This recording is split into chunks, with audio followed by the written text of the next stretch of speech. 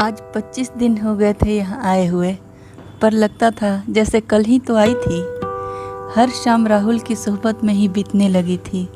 मेरी सारी रचनाओं में नया रंग भर चुका था और मेरी ज़िंदगी, मेरी दुनिया सतरंगी ख्वाबों से सजने लगी थी। ज़िंदगी से मैं जो चाहती थी सब पूरा हो रहा था।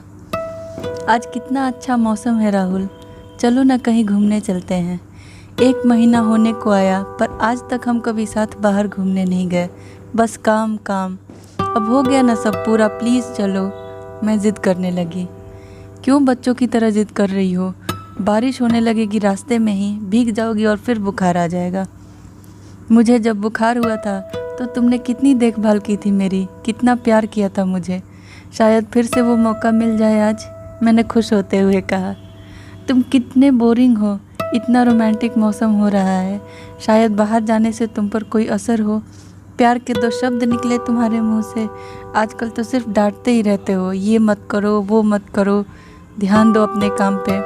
अरे मैं काम से ही छुट्टी लेकर आई थी यहाँ, पर यहाँ भी सुकून नहीं है। मैं नाराज़ हो गई। अच्छा मेरी जान, अब कभी नहीं डांटूंगा तुम्हें, पर मैं जो कहता हूँ तुम्हारी भलाई के लिए ही। पूरी ज़िंदगी पड़ी है तुम्हारे आगे, बहुत कुछ करना है अभी तुम्हें। हाँ, तुम तो ऐसे बोल रहे हो जैसे तुम्हारी ज़िंदगी ख़त्म हो चुकी है। सब समझ में आता है मुझे। ये सब मेरा ध्यान हटाने के लिए हो रहा है ना, ताकि मुझे बाहर ना ले जाना पड़े। पर लोग सवाल पूछेंगे तो क्या जवाब दोगी? चीख चीख कर बता दूंगी सबको कौन हो तुम मेरे। अब चले? मैंने कहा। वो मेरा शर्ट भी पुराना लग रहा है, कभी और चलेंगे। मैंने अपनी अलमारी से नई शर्ट निकाली, परसों ही लाई थी तुम्हारे लिए, देना भूल गई थी। पहनो इसे और चलोगे मेरे साथ, या कोई और बहाना बच गया है बनाने को? वह मुस्कुराया और फिर हम घूमने निकल गए। सामने ही आंटी मिल गई, हमें देखकर मुस्कुराई। राहुल, आंटी तो तुम्हें पहचानती हैं, वो समझ ही गई होंगी हमें एक साथ देखकर, शायद इसलिए कुछ नहीं कहा। अब तो तुम्हारी माँ को भी बता देंगी ना हमारे बारे में। अच्छा है, हमारा काम आसान हो गया। वैसे माँ कब आ रही हैं गांव से? ओहो कृति, कितना बोलती हो तुम, शांत रहो और चलो। हम समुंदर के पास आ गए थे। काफ़ी चहल पहल थी यहाँ, सभी अच्छे मौसम का आनंद लेने आए थे। मुझे आइसक्रीम खानी है राहुल, तुम खाओगे? मैं नहीं खाऊंगा और तुम भी नहीं खाओगी। मौसम बदल रहा है, बीमार पड़ जाओगी। क्यों बच्चों की तरह जिद करती हो? राहुल ने इतनी ज़ोर से डांटा कि मैं रुआसी हो गई। आसपास के सभी लोग देखने लगे हमारी तरफ। मैं पलट कर जाने लगी, राहुल भी पीछे पीछे आने लगा। सॉरी कृति, माफ़ कर दो। मैं पलटी। तुमने इतनी ज़ोर से डांटा कि सभी देखने लगे। क्या सोच रहे होंगे वो, कितने खराब प्रेमी हो तुम। कान पकड़कर खड़ा हो गया वो। आइंदा कभी नहीं डांटूंगा। तुम कहो तो उठक बैठक भी करता हूँ, पर मुझसे नाराज़ मत हो प्लीज़। मुझे हंसी आ गई। आसपास खड़ी 3-4 लड़कियां हमें घूरने लगी। मैंने राहुल का हाथ पकड़कर खींचा। चलो राहुल यहाँ से, वरना ये लड़कियां तुम्हें नज़र लगा देंगी। वो हंसने लगा। लगता है कुछ जलने की बू आ रही है। मैंने रूठने का नाटक किया। मैं नहीं जल रही, पर तुम्हें इस तरह देखने का हक सिर्फ मेरा है। माना कि इस शर्ट में तुम बहुत हैंडसम लग रहे हो, पर किसी ने नज़र लगा दिया तो? अरे मेरी जान, मैं तुम्हारा हूँ और तुम्हारा ही रहूँगा। ओह देखो, अब शुरू हो गई ना बारिश। घर पहुँचते पहुँचते बिल्कुल भीग जाएंगे हम। भीग जाने दो, कोई परवाह नहीं, आज हम साथ हैं ना एक दूसरे के, और क्या चाहिए। मैं किसी और ही दुनिया में पहुँच गई थी। घर पहुँचते पहुँचते हम पूरी तरह से भीग चुके थे। अंधेरा भी हो चला था। बारिश इतनी बढ़ गई कि लाइट भी चली गई। घबराना नहीं कृति, मैं यही हूँ तुम्हारे पास। मोबाइल की लाइट जला लो, आज तो मोमबत्ती भी नहीं टिकेगी इस तूफान में। मैंने मोबाइल का टॉर्च जलाकर रख दिया। ठंड बढ़ने लगी थी अब। कपड़े बदलो जल्दी, वरना ठंड लग जाएगी कृति। मैं इधर देख रहा हूँ, तुम जल्दी से चेंज कर लो। राहुल दूसरी दिशा में घूमकर खड़ा हो गया। मैंने जल्दी जल्दी कपड़े बदले और तौलिया लेकर बाल सुखाने लगी। तुम भी चेंज कर लो राहुल, वरना बर्फ़ ही बन जाओगे अब, मैंने हंसते हुए कहा। कपड़े बदलकर वो मेरे पास आ गया। अब तक बाल गीले हैं, ऐसे सुखाते हैं बाल? तौलिया दो मुझे और बैठो यहाँ। पलंग पर बैठकर वो मेरे बाल सुखाने लगा। खिड़की खुली थी, जाने कैसा तूफान था आज। अचानक ही तेज़ बिजली कड़की और मैं डर के मारे राहुल से लिपट गई। अजीब सा एहसास होने लगा था आज। ऐसा एहसास पहली बार हुआ था। मैंने उसकी आंखों में देखा, वहाँ सिर्फ मेरा अक्स था। अनायास ही मेरे होंठ उसके होठों की तरफ बढ़ने लगे। नहीं कृति, मैं ये नहीं कर सकता, कहकर उसने मुंह फेर लिया। अब और तकलीफ़ नहीं देना चाहता मैं तुम्हें। मैं नहीं चाहता कि मेरी वजह से तुम। इट्स ओके राहुल, मुझे लगा था शायद ये मेरा हक है, पर मैं तुम्हें छूती हूँ तो तुम्हें अच्छा नहीं लगता। ये मैं नहीं भूल सकती। I am sorry. वो मेरे पास आया, मेरे चेहरे को अपने हाथों में ले लिया। तकलीफ़ तो तुम्हें हो जाती है कृति, मेरे स्पर्श से, जो मैं बर्दाश्त नहीं कर पाता। प्यार में कैसी तकलीफ़ राहुल? अच्छा, मैं चाय बना कर लाती हूँ, तुम पियोगे? मैंने अपने चेहरे से उसका हाथ अलग करते हुए पूछा।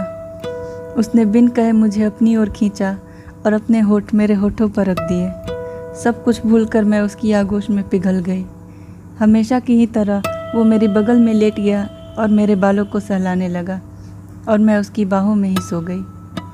अगली सुबह फिर वही बुखार और सर दर्द। टेबल पर खाना, दवा और एक नोट पड़ा था। कृति, तुम्हारी हालत का जिम्मेदार फिर से मैं ही हूँ। मैं तुम्हें समझाना चाहता हूँ, पर सच बताने की हिम्मत नहीं होती। सच बताकर तुम्हें खो दूंगा और तुम्हें खोकर फिर से वही बन जाऊंगा, एक अधूरा आदमी। तुम्हें पाकर इतना खुदगर्ज हो गया हूँ कि सच का सामना करना ही नहीं चाहता। बार बार तुम्हें चोट पहुँचा देता हूँ। आज मैं नहीं मिलूँगा तुमसे, यही मेरी सज़ा है। खाना खा लेना और दवा भी। मेरी जान का ख्याल रखना। तुम्हारा राहुल। मुझसे न मिलकर तुम खुद को नहीं, मुझे सज़ा दे रहे हो राहुल। मैं रोने लगी। इतने कम दिनों में कितना गहरा प्यार हो गया था। अब एक पल भी उसके बिना अच्छा नहीं लगता था। मैं खाना और दवा खाकर बिस्तर पर आ गई। आज डायरी में आंसुओं ने अपने लिए जगह बना ली थी। तभी फ़ोन की घंटी बजी। ब्रोकर का फ़ोन था। 1 महीना होने को आया, वो किराया लेने आने वाला था कल, और साथ ही उसने कहा कि मंत्री जी ने अपने घर बुलाया है। तो फाइनली आयशा जी से मिलने का समय आ गया। मैं खुश हो गई। राहुल को बताऊंगी तो वो भी खुश हो जाएगा। अब उसकी और याद आने लगी। दरवाजे पर दस्तक हुई। मैं खुश हो गई। राहुल के सिवा कौन आ सकता था यहाँ? सॉरी, रह नहीं पाया बिना मिले, कहते हुए वो अंदर आ गया। अच्छा किया। तुम्हें एक बात बतानी थी। मुझे कल आयशा जी ने अपने घर बुलाया है। तुम सोच भी नहीं सकते मैं कितनी खुश हूँ। राहुल का चेहरा सफ़ेद पड़ गया। तुम नहीं जाओगी कृति? पागल हो गए हो क्या? आइकॉन है वो यूथ की। कितनी कम उम्र में कितना कुछ खोया है उन्होंने, फिर भी आज बुलंदियाँ छू रही हैं। उनसे मिलने का मौका सबको नहीं मिलता। मैं खुश नसीब हूँ और तुम हो कि नहीं कृति। कभी कभी आंखों देखा और कानों सुना भी सच नहीं होता। चेहरों पर चेहरा है, जाने कितने नकाब चढ़े हैं ये कोई नहीं जानता। तुम बहुत भोली हो, नहीं जानती ये मंत्री लोग अच्छे नहीं होते। ये कैसी बातें कर रहे हो राहुल? सब जानते हैं ये बात। नसीब ने उनके साथ क्या खेल खेला है। जो खुद दर्द के मारे हो वो दूसरे को क्या तकलीफ़ देंगे। मैंने कह दिया ना, तुम नहीं जाओगी मतलब नहीं जाओगी। तुम क्यों नहीं समझ रही हो? मैं तुम्हारे भले के लिए ही कह रहा हूँ। तुम्हें कुछ हो गया तो? क्या हो गया तुम्हें राहुल? मैं आयशा जी के घर जा रही हूँ, जंगल में नहीं कि मुझे कुछ हो जाएगा। और तुम्हें मेरी फ़िक्र है, मुझे पता है। तुम भी चलो ना मेरे साथ, मुझे अच्छा लगेगा। मैं अकेले बोर भी हो जाऊँगी। मैं नहीं जा सकता तुम्हारे साथ। तुम भी मत जाओ ना प्लीज़। मैं तुम्हें खोना नहीं चाहता। बच्चों की तरह रो पड़ा राहुल। मुझे बहुत आश्चर्य हो रहा था, क्यों ऐसे बर्ताव कर रहा था वो। कैसी बातें कर रहे हो तुम मुझे क्यों खो दोगे? क्या है राहुल जो तुम मुझसे छिपा रहे हो? क्या जानते हो आयशा जी के बारे में? प्लीज़ बताओ, मुझे अब डर लग रहा है। कुछ मत कहो कृति, बस मेरे पास बैठो। मेरी डायरी है ना तुम्हारे पास? उसने एक और डायरी मेरी ओर बढ़ाई। और ये मेरे जीवन की सबसे सुंदर और आखिरी रचना, जिसकी प्रेरणा सिर्फ तुम हो। मैं चाहता हूँ तुम इसे किताब का रूप दिला पाओ और लेखक का नाम यही रखना, राहुल कृति सिन्हा। यही मेरी आखिरी इच्छा है। आखिरी इच्छा? तुम कहाँ जा रहे हो राहुल? बहुत घबरा गई थी मैं नहीं, तुम जा रही हो मुझसे दूर। अगर वहाँ जाने से मैं तुमसे दूर हो जाऊँगी तो मैं ज़िंदगी में कभी वहाँ नहीं जाऊँगी। पर तुम ऐसी बातें मत करो प्लीज़। क्या हो गया है तुम्हें, मुझे बताओ। मैं रोने लगी। उसने मुझे सीने से लगा लिया। उसके ठंडे आंसू मेरे कंधों को भिगो रहे थे। मैंने उससे अलग होने की कोशिश की। राहुल, क्या छिपा रहे हो मुझसे? बहुत बेचैन थी मैं। उसने और ज़ोर से पकड़ लिया मुझे। कुछ मत कहो, कुछ मत पूछो, बस यूं ही मेरे पास रहो। इस एहसास में, इस पल में ही पूरी ज़िंदगी जी लेने दो। कुछ देर चुप रहा, फिर बोलने लगा। नहीं, मैं इतना खुदगर्ज नहीं हो सकता। मैंने वादा किया था तुम्हारी राह में बाधा नहीं, तुम्हारा हमसफ़र बनकर चलूँगा। चाहे तुम जो समझो मुझे, पर मैं अपना वादा निभाऊँगा। पगला गए हो? क्या बड़बड़ा रहे हो? पहेलियाँ बुझाना कब बंद करोगे? अंधेरा गिरने लगा है, घर नहीं जाना तुम्हें? मैंने उसकी तरफ देखा। उसका चेहरा मुरझा गया था, आंखें बिल्कुल उदास थीं। आज मैं यही रुक जाऊं कृति? उसने दुखी स्वर में कहा। मैं हंसने लगी। क्या बात है, जब मैं कहती हूँ रुक जाओ तो जाने क्या क्या बोलते हो। आज खुद ही रुक रहे हो। इरादे ठीक नहीं लग रहे तुम्हारे।